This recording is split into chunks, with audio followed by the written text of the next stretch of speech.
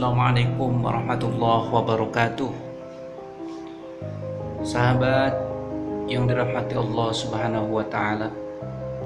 Semoga kita semua senantiasa sehat walafiat, diberikan umur yang panjang dan berkah, rezeki berlimpah, anak yang soleh dan soleha, dan dapat ilmu yang bermanfaat dunia dan akhirat. Amin. Sahabat, kita sekarang hidup di zaman yang serba canggih. Ilmu pengetahuan semakin berkembang maju, gaya dan kehidupan semakin konsumtif, bermewah-mewah, sehingga orang berlomba-lomba untuk bersaing, untuk mendapatkannya semua itu. Kebutuhan hidup bertambah, tetapi lapangan kerja semakin menyempit. Tuntutan hidup semakin memaksa kita untuk bisa bersaing. Sehingga berawal dari sinilah banyak orang yang menjadi galau, putus asa, gundah, bahkan stres menghadapi semua ini. Nah, pada kondisi seperti inilah manusia banyak mengambil cara yang salah untuk mendapat mengatasi semua itu dengan cara-cara yang salah. Sebagai pelarian dengan cara mabuk, judi, diskotik, refreshing ke tempat maksiat dan lain sebagainya. Padahal kita lupa ada cara-cara yang diajarkan Nabi dan para ulama yang logis dan insya Allah berpahala. Di samping bisa menenteramkan pikiran dan menenteramkan hati, maka orang mukmin melakukan hal ini dengan senang hati. Inilah cara terbaik untuk mengatasi semua permasalahan itu. Berikut kita akan coba pembahasannya. 5 obat penawar hati supaya hati menjadi damai. 1. Yang pertama adalah ikhlas. Ikhlas merupakan obat penawar yang ampuh untuk menghadapi segala kemungkinan yang dihadapi. Menerima dengan rela hati terhadap segala sesuatu yang menimpa.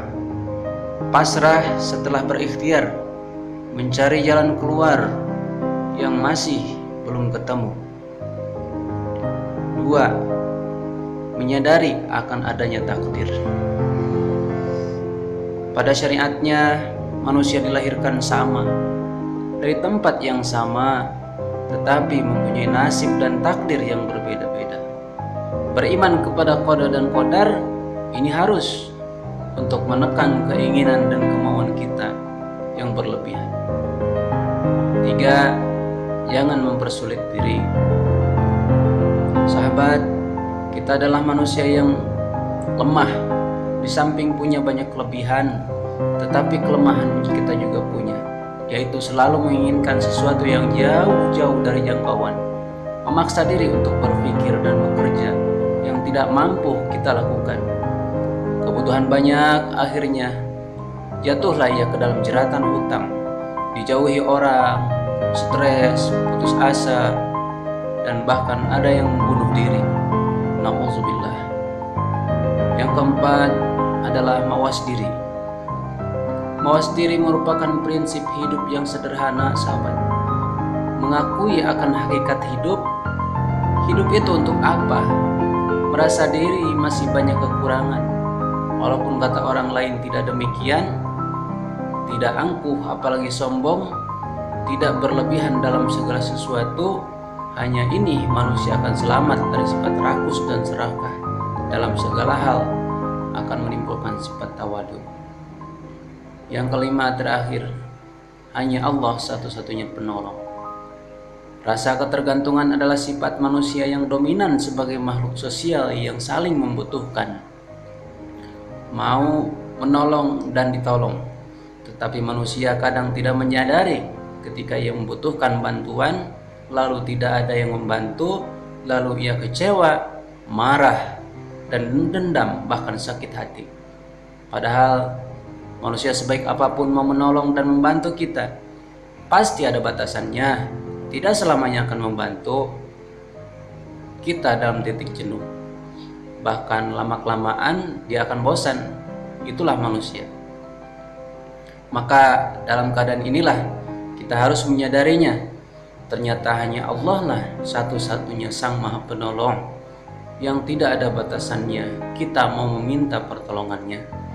Dia tidak akan pernah bosan untuk membantu dan menolong hambanya selama hambanya mau dekat kepadanya.